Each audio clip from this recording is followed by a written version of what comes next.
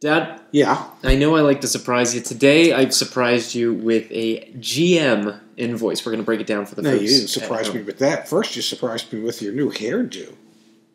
Looks good, handsome. YourAutoAdvocate.com if you're interested in becoming a Your Auto Advocate member. But, Pops, Yes. let's break down this invoice. Okay. So this is for a 2021 Acadia, all-wheel drive. AT4. Being automatic. So one of the community members, if you're not a part of the Your Auto Advocate community, you kind of are because you're watching this video, Yes. but people that come to the live streams, people that email us invoices, deal worksheets, etc., or become even paying members, we love them because they send us stuff like this so that we can then share it with you. Yes. What do you look at, Dad, when you see an invoice? And maybe we should also mention, you can ask dealerships for invoices. They don't have to give them to you. Yeah, it doesn't mean they'll share it with you. When you were a sales manager, people would ask you for invoices. Yes. And would I share them? Yeah, because I was kind of transparent about the whole thing. I mean, I would show them the invoice, and then I'd ask them, okay, how much over that do you want to pay? What do you think would be a fair profit? Yeah. Yeah.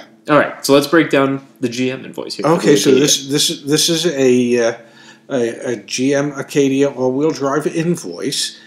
Base MSRP before shipping and handling is $41,100, and base invoice amount is $39,209.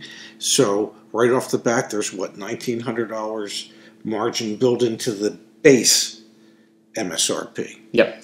And then you can see the how much the dealer picks up on every one of the options that are part of the car. They pick up $126 on a moonroof, and they pick up a whole $45 on the midnight blue metallic paint.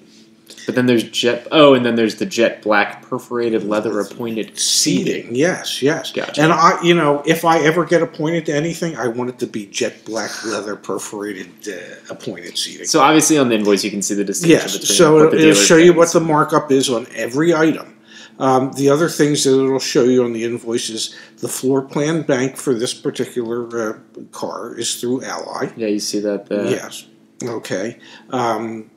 Well, they blocked out the key numbers. So What are key numbers usually? Well, key code, so that if you need to cut a key, you can.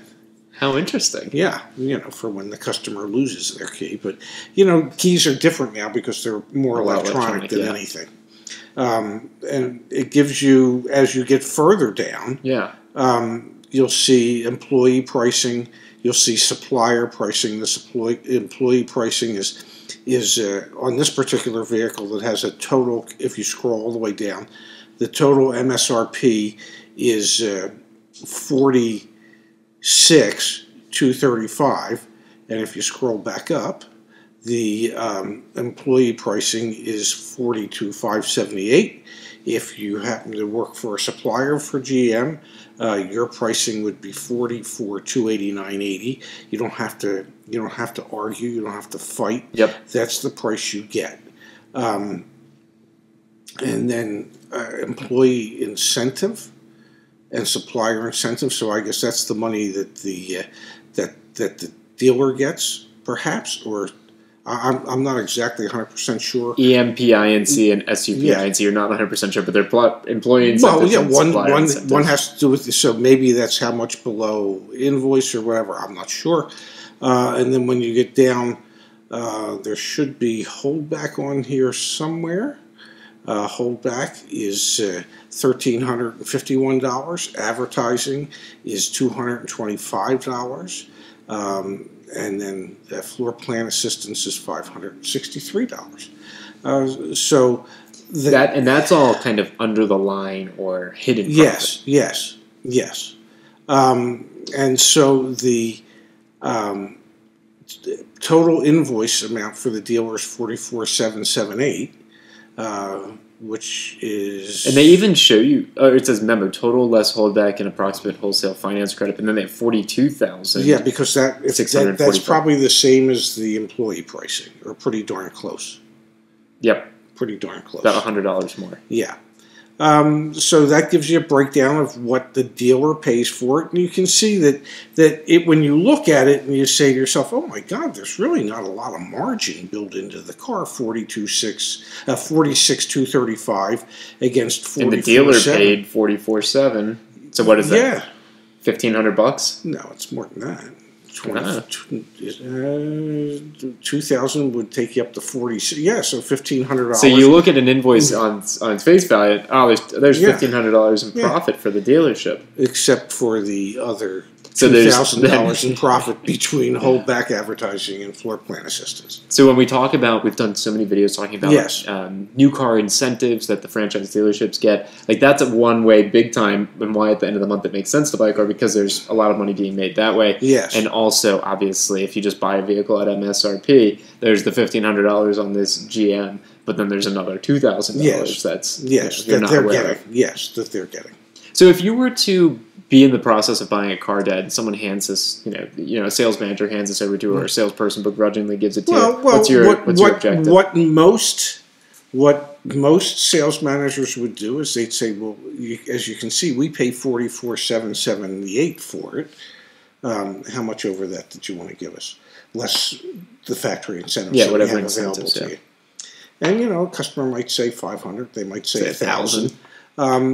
So if they say $500, well, the dealer's really making $2,500. And so what do you recommend that your auto advocate members do if they're in this type of situation? They look at the invoice, and then they say, okay. And then they send it to us. Yeah, send it to us, and then take a look and see what the holdback would be, see if you can figure it out, and the ad assistance and the floor plan assistance. Floor plan, just so everyone's on the same page. I know we talked about it in a lot of videos, but if it's the first time you're watching, floor plan is the industry term for the interest that you pay on the inventory that you hold, the cars. Yes. Dealerships don't pay cash for their inventory. They finance it. They pay interest on that. Yes. The manufacturer subsidizes that. And I'm not 100% certain because it must be a marketing group, so the dealer gets charged for the marketing group, and then the LMA group, I'm not 100% sure what that stands for, but I'm pretty sure they're getting those two.